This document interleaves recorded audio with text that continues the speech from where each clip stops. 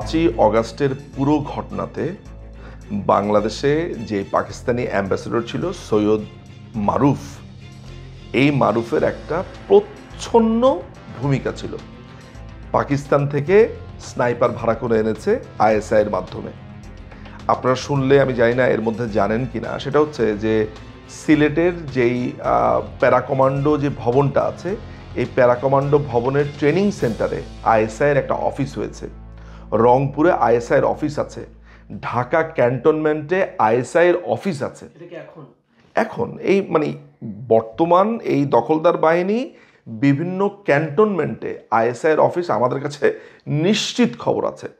ডিজিএফআইয়ের brigadier মেহেদি সে just আপনার 15-20 দিন আগে আপনার এই যে আইএসআইয়ের যে 4 জন অফিসার এসেছিল, তাদের বিভিন্ন আইএসআইয়ের তো বিভিন্ন রকমের ডিপার্টমেন্ট আছে, সেই ডিপার্টমেন্টের যে ডিরেক্টর তারা এসেছিল। কে আমন্ত্রণ করেছিল? আপনার কোয়ার্টার মাস্টার জেনারেল, ঢাকার যে quarter master general Mohammad Faizur Rahman.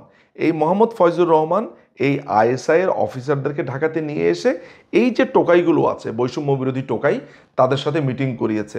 তারা আসার পরপর আপনার রংপুরে সিলেট ক্যান্টনমেন্টে আইএসআইয়ের অফিস হলো, তারপরে আপনার অফিস হলো রংপুরে। অর্থাৎ ভারতের যত কাছাকাছি বিভিন্ন ঘাঁটিতে তারা আইএসআইয়ের অফিস করছে। লক্ষ্য কি? ভারতকে আক্রমণ করা, ভারতকে লক্ষ্যবস্তু তৈরি করা। আমি বারবার বলেছি, ইটস এ প্রক্সি ওয়ার। পুরো বাংলাদেশকে পাকিস্তানিকরণ, পুরো বাংলাদেশের ভূমিকে ভারতের বিরুদ্ধে কাজ করা, দক্ষিণ এশিয়াতে একটা অস্থিতিশীল পরিবেশ তৈরি করা, এই ছাড়া তো আমি আর কোনো কারণ দেখি না। উর্দু লেখা পতাকা বাংলাদেশে এখন বাংলাদেশের পতাকা যত না দেখা যায়, তার থেকে বেশি দেখা যায় হচ্ছে আইএসের পতাকা, উর্দু শব্দ অলঙ্কৃত সেখানে আপনার পতাকা। বাংলাদেশের পতাকাকে চারতারা পতাকা দিয়ে ইতিমধ্যে পাকিস্তানিকরণের প্রস্তাব উঠেছে। পাকিস্তানি ব্লগাররা বাংলাদেশে ব্লগ করছে ঐতিহাসিক 32 নম্বর বাড়ির এই ধ্বংসস্তূপের সামনে গিয়ে।